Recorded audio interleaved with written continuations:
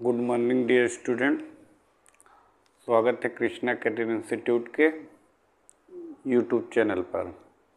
दोस्तों, DC motor series की जो है ऑलरेडी 3 वीडियो हमने प्रोवाइड कर दी है और ये डीसी मोटर की लास्ट वीडियो है। इस वीडियो में हम लोग स्टडी करेंगे डीसी मोटर स्टार्टर और साथ ही साथ डीसी मोटर का गति नियंत्रण के इसके बारे में पढ़ेंगे। ओके, तो चलिए पहले हम लिखते हैं डीसी मोटर स्टार्टर।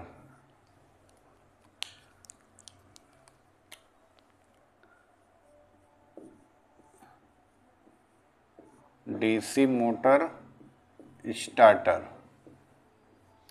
ओके, यदि आप पहली बार इस वीडियो पे आ रहे हैं तो बाकी की तीनों वीडियो का लिंक डिस्क्रिप्शन बॉक्स में है। आप डिस्क्रिप्शन बॉक्स में जाकर के सीक्वेंस वाइज तीनों वीडियो देख लीजिए, उसके बाद तब इस पूरी वीडियो को देखिए। गारंटी है आपको इस चौथी वीडियो तक चारों वीडियो मिला के यूपीपीसीएल TG2 में आपको 10 क्वेश्चन मिलेंगे ही मिलेंगे। ओके, तो चलिए डीसी मोटर स्टार्टर के बारे में हम लोग चर्चा करेंगे।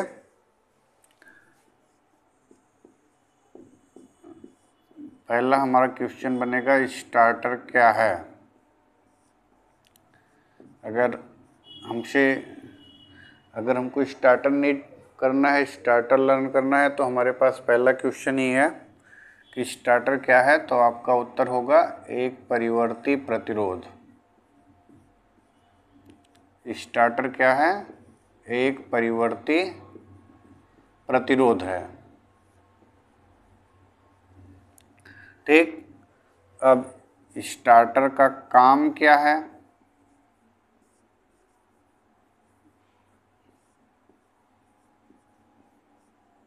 स्टार्टर का काम क्या है? तो स्टार्टिंग धारा को सीमित करके, स्टार्टिंग धारा को सीमित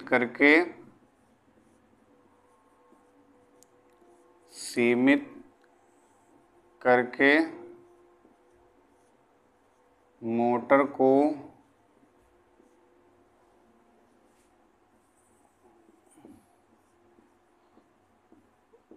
सुरक्षित मान की धारा पर प्रारंभ करना, की धारा पर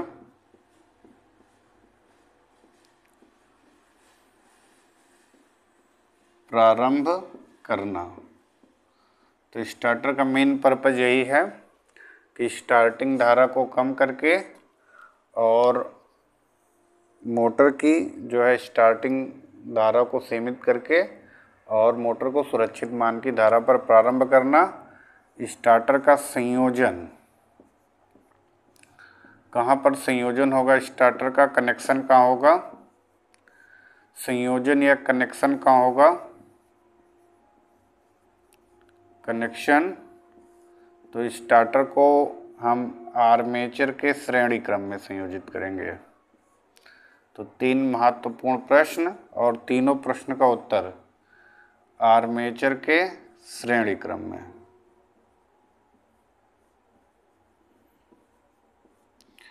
क्योंकि आर्मेचर धारा को ही सीमित करना है। ओके, अब स्टार्टिंग धारा का मान कितना होगा? स्टार्टिंग धारा जो होगी वो होगी फुल लोड धारा का 5 से 7 गुना। ओके, फुल लोड धारा का 5 से 7 गुना, यानी जब मोटर स्टार्ट होती है तो उसकी स्टार्टिंग धारा का मान जो होता है वो फुल लोड धारा का 5 से 7 गुना होता है, अर्थात बहुत ही ज़्यादा होता है। इस उच्च स्टार्टिंग धारा पर मोटर की आर्मेचर वाइंडिंग जल जाने का खतरा रहता है। अतः आर्मेचर वाइंडिंग को या श्रेणी मोटर में फील्ड वाइंडिंग को भी जलने से बचाने के लिए उसके श्रेणी क्रम में एक उच्च मान का प्रतिरोध संयोजित कर दिया जाता है और इस उच्च मान के परिवर्ती प्रतिरोध को ही हम क्या बोलते हैं? स्टार्टर बोलते हैं। अब हम देखेंगे स्टार्टर कितने प्रकार का है। और किस मोटर के लिए कौन सा स्टार्टर यूज किया जाता है। ओके, चलिए, तो जो क्वेश्चन पूछे जा रहे हैं लगभग मैं उनका कंप्लीट रिवीजन कर दे रहा हूँ। स्टार्टर के प्रकार,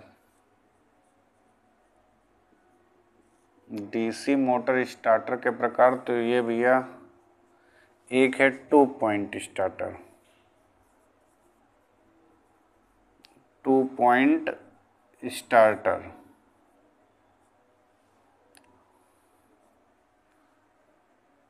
two point starter, 3 point starter,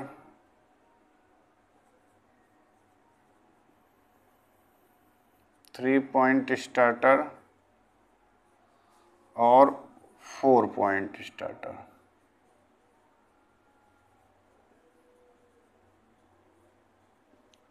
तो डीसी मोटर में मुख्यतः 3 स्टार्टर यूज में लाए जाते हैं। 2 पॉइंट स्टार्टर केवल डीसी श्रेणी मोटर के लिए,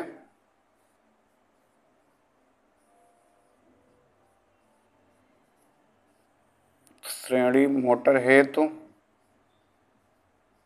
अगर डीसी श्रेणी मोटर को स्टार्ट करना है तो हम 2 पॉइंट स्टार्टर का उपयोग करेंगे। 3 पॉइंट स्टार्टर शंट और कंपाउंड मोटर के लिए, शंट एवं कंपाउंड,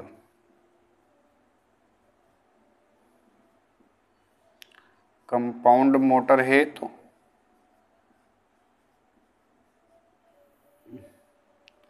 लेकिन याद रखना है कि स्थिर लोड हेतु, जब लोड क्या रहे, स्थिर रहे।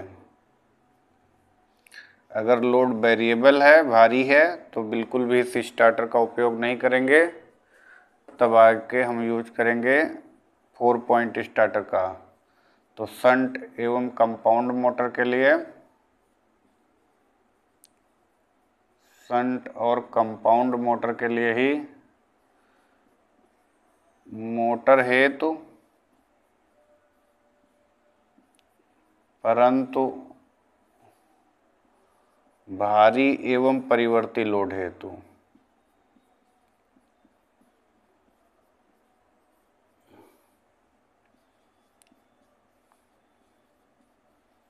भारी एवं परिवर्ती लोड हेतु। तो डीसी मोटर को स्टार्ट करने के लिए अब 2 पॉइंट स्टार्टर श्रेणी मोटर के लिए चूज करेंगे, 3 पॉइंट स्टार्टर शंट और कंपाउंड मोटर के लिए चूज करेंगे, लेकिन जब लोड क्या हो, स्थिर हो। ठीक, बहुत भारी भी ना हो और स्थिर लोड हो तो आप इस मोटर का उपयोग करेंगे। लेकिन लोड भारी भी है और वेरिएबल है, मेनली वेरिएबल, अगर वेरिएबल लोड है तो आप 4 पॉइंट स्टार्टर का उपयोग करेंगे। ठीक है, शंट और कंपाउंड के लिए। चलिए आगे बढ़ते हैं। अब स्टार्टर के कुछ मेन कंपोनेंट हैं, उनके बारे में हम लोग डिस्कस कर लेते हैं। उसके बाद फिर हम लोग गति नियंत्रण पर चलेंगे।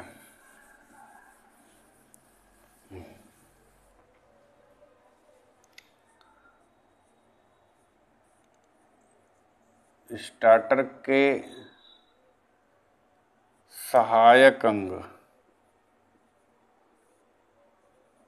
या आप कह सकते हैं कि जो मोटर सुरक्षा के लिए अन्य अंग हैं, सहायक अंग, उनमें है आपका नंबर 1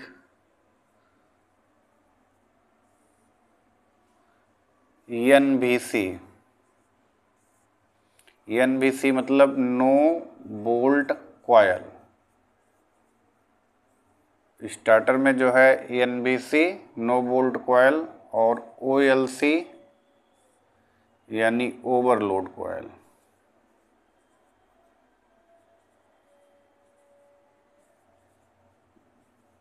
ओके,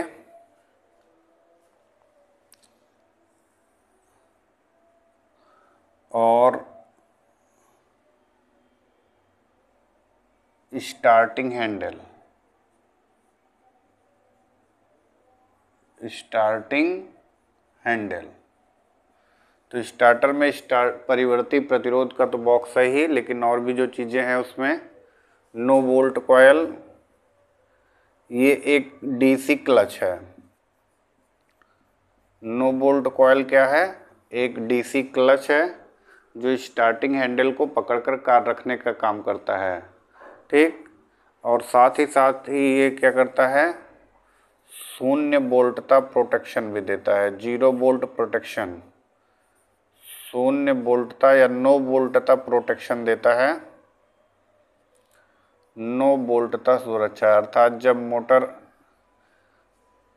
की सप्लाई चली जाती है तो मोटर अपने आप बंद हो जाती है, दोबारा वो तब तक चालू नहीं होगी जब तक कि हम उसे चालू नहीं करेंगे। तो शून्य लोड पर मोटर बंद रहेगी और दोबारा सप्लाई आने पर अपने आप चालू नहीं होगी, क्योंकि स्टार्टिंग हैंडल जो है no volt coil starting handle को छोड़ देगा और हैंडल ऑफ पोजीशन पे आके रुका रहेगा। जब हम हैंडल को पुनः घुमा करके ऑन पोजीशन पे ले जाएंगे तो फिर जो है एनवीसी उस हैंडल को पकड़ लेगी। ओके, तो एनवीसी एक चुंबक है, चुंबकीय कॉइल है जो एक डीसी क्लच होती है और ये मोटर को शून्य लोड बोल्ट तथा सुरक्षा भी प्रदान करती है, यानी नो बोल्ट प्रोटेक्शन भी देती है, नो बोल्ट प्रोटेक्शन। तो नो बोल्ट प्रोटेक्शन भी देती है। ओके, ओएलसी एक रिले है, क्या है? Over current relay. एक आप कह सकते हैं कि रिले है, करंट रिले है, ठीक, जिसे मोटर की कार्यकारी धारा पर सेट किया जाता है। इस रिले को हम क्या कर देते हैं? मोटर की कार्यकारी धारा पर क्या कर देते हैं? सेट कर देते हैं।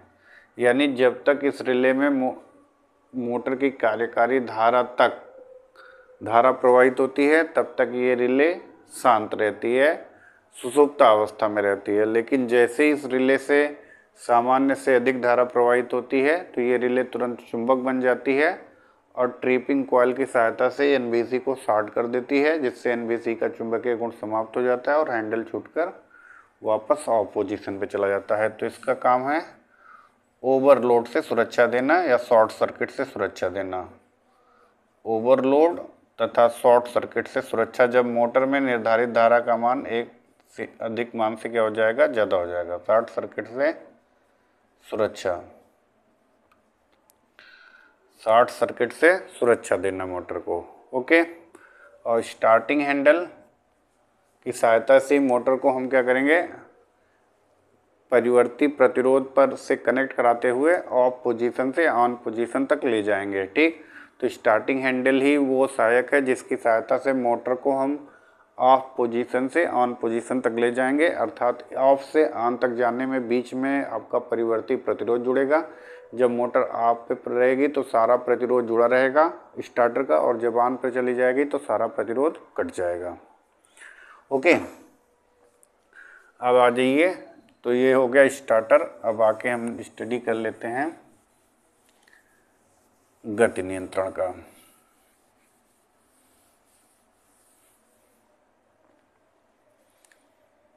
डीसी मोटर का गति नियंत्रण।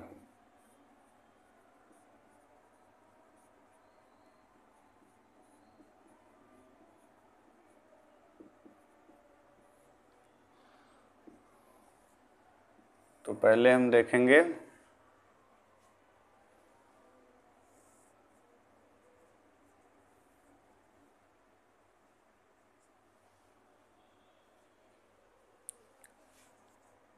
शंट एवं कंपाउंड मोटर का गति नियंत्रण।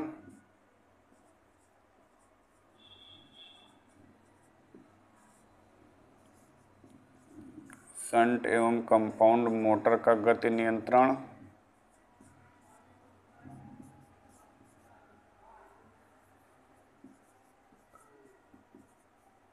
और फिर श्रेणी मोटर का गति नियंत्रण।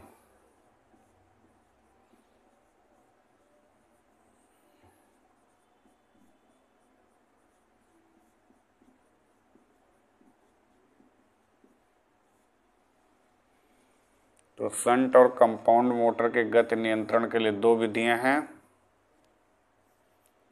आर्मेचर फ्लक्स कंट्रोल विधि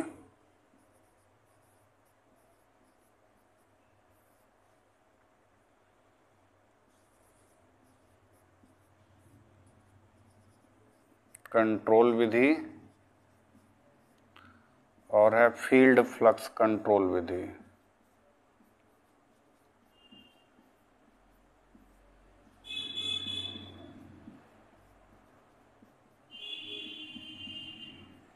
आर्मेचर फ्लक्स कंट्रोल विधि और फील्ड फ्लक्स कंट्रोल विधि।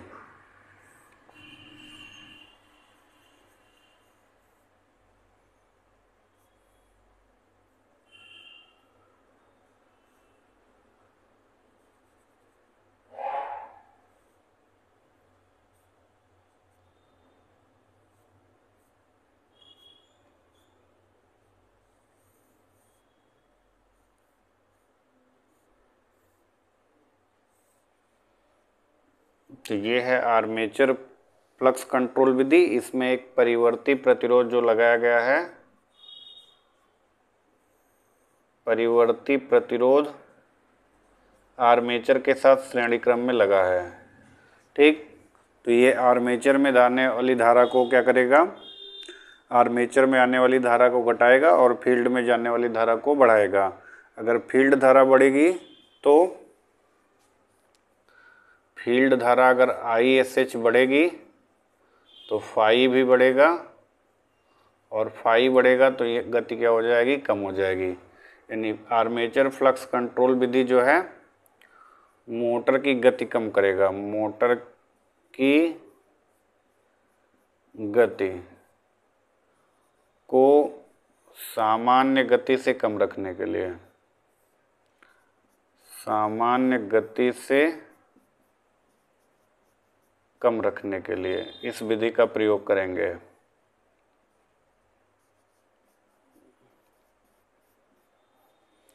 और इस विधि में क्या करेंगे, एक परिवर्ती प्रतिरोध लगाएंगे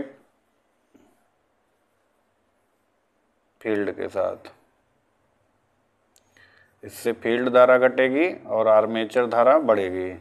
तो जब फील्ड धारा कम हो जाएगी तो फील्ड फ्लक्स क्या हो जाएगा, अगर फील्ड धारा घटेगी ISH घटती है तो फाई भी क्या हो जाएगा, घटेगा, और मोटर की गति क्या हो जाएगी, बढ़ जाएगी।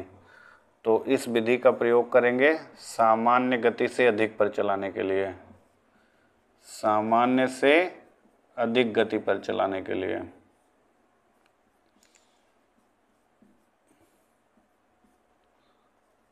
सामान्य से अधिक गति पर चलाने हेतु। ओके, तो अगर हमको शंट और कंपाउंड मोटरों को सामान्य से कम गति पर चलाना है तब आर्मेचर फ्लक्स कंट्रोल विधि का उपयोग करते हैं, और अगर सामान्य से ज़्यादा गति पर चलाना है तो फील्ड फ्लक्स विधि का प्रयोग करते हैं। और फील्ड फ्लक्स विधि ज़्यादा ही पॉपुलर है आर्मेचर फ्लक्स कंट्रोल विधि की अपेक्षा। ओके, तो ये दोनों विधियाँ शंट और कंपाउंड मोटर के लिए यूज की जाती हैं। अब हम आके देखेंगे श्रेणी मोटर का गति नियंत्रण।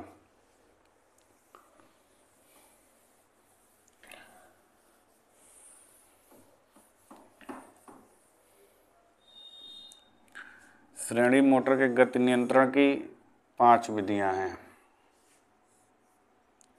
पहली विधि है आर्मेचर डायवर्टर विधि। आर्मेचर डायवर्टर विधि।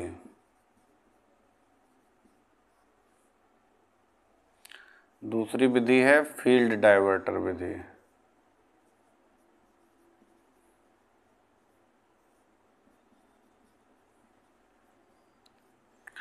तीसरी विधि है field flux control, field tapping विधि।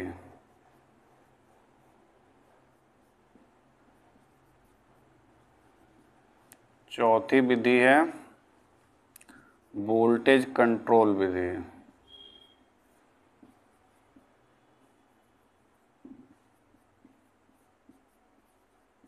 और पांचवा है श्रेणी समांतर विधि।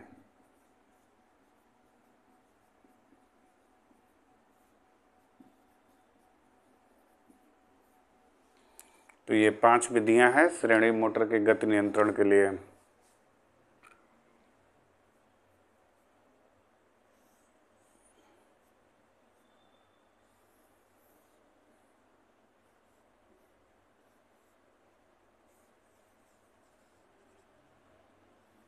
तो आर्मेचर डायवर्टर विधि में एक परिवर्ती प्रतिरोध हम आर्मेचर के समांतर क्रम में लगाएंगे। ये विधि हो गई आर्मेचर डायवर्टर।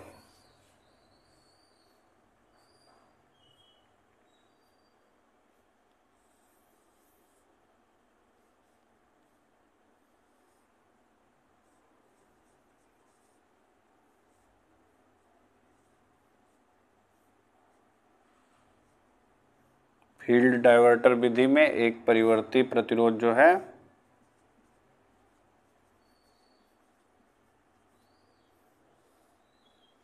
फील्ड के साथ लगाएंगे।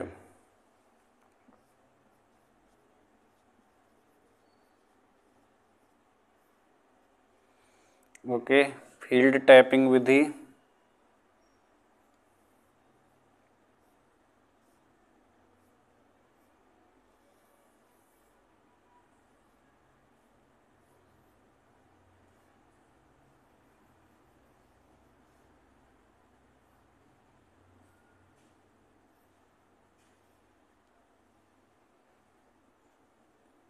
में फील्ड की टैपिंग कर देंगे, फील्ड से कई सारे फेरे बाहर कर लेंगे।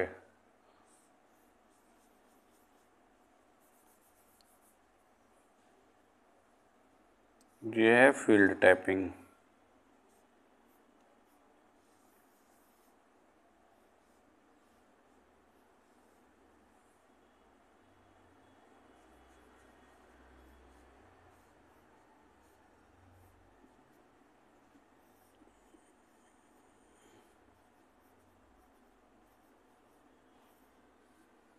ये है वोल्टेज कंट्रोल आर्मेचर डायवर्टर। और श्रेणी समांतर विधि में फील्ड को दो भागों में बनाएंगे।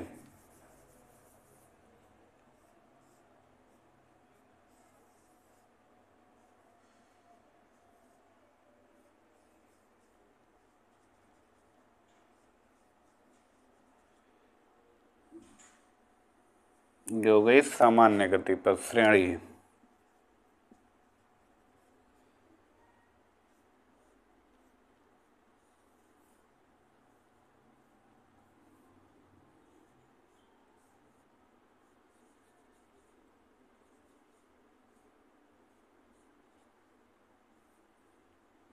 ये हो गई समांतर। फील्ड को दो भागों में बना दिया, एक बार श्रेणी में बनाएंगे, एक बार समांतर में बनाएंगे।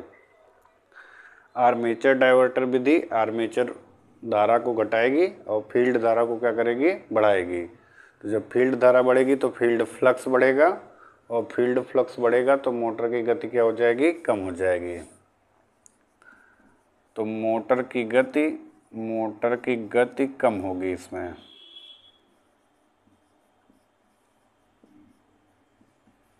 ठीक, तो आर्मेचर डायवर्टर विधि द्वारा मोटर की गति कम हो जाएगी, और मोटर की गति कम होने से इसे कम गति पर ही चलाया जा सकता है, और इस विधि में लॉसेस भी ज़्यादा होंगे। ठीक, अतः यह विधि बहुत ज़्यादा पॉपुलर नहीं है, बहुत ज़्यादा यूज नहीं की जाती है, लगभग नगण्य है। फील्ड डायवर्टर विधि में एक परिवर्ती प्रतिरोध फील्ड के साथ लगा गया है, तो जो भी धारा आएगी इधर चली जाएगी, फील्ड में धारा का मान कम होगा, और फील्ड में धारा का मान कम होगा तो फील्ड फ्लक्स घटेगा, फील्ड फ्लक्स घटेगा तो मोटर की गति क्या होगी, बढ़ेगी। मोटर की गति क्या होगी, बढ़ेगी। तो इससे मोटर की गति क्या हो जाएगी, बढ़ जाएगी फील्ड डायवर्टर विधि से। आर्मेचर डायवर्टर विधि से मोटर की गति घट जाएगी। फील्ड टैपिंग विधि से मोटर की गति को कम और ज़्यादा किया जा सकता है। यूनिवर्सल मोटर में श्रेणी मोटर की गति नियंत्रण के लिए फील्ड टैपिंग विधि यूज की जाती है। वोल्टेज कंट्रोल विधि छोटी डीसी मोटरों में प्रयोग की जाती है, क्योंकि बड़े डीसी मोटरों में वोल्टेज कंट्रोल करना आवश्यक जो है उचित नहीं है, क्योंकि बड़े डीसी मोटरों में वोल्टेज घटाने से उनका टार्क बहुत ज़्यादा प्रभावित हो जाता है।